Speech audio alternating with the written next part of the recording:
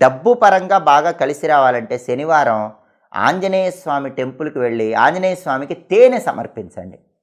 తేనె బాటిల్ ఆంజనేయ స్వామికి టెంపుల్లో ఇచ్చి నమస్కారం చేసుకొని హం హనుమతే నమః అని జపించుకుంటూ 5 ప్రదక్షిణలు చేస్తే ఫైనాన్షియల్గా మంచి గ్రోత్ ఉంటుంది.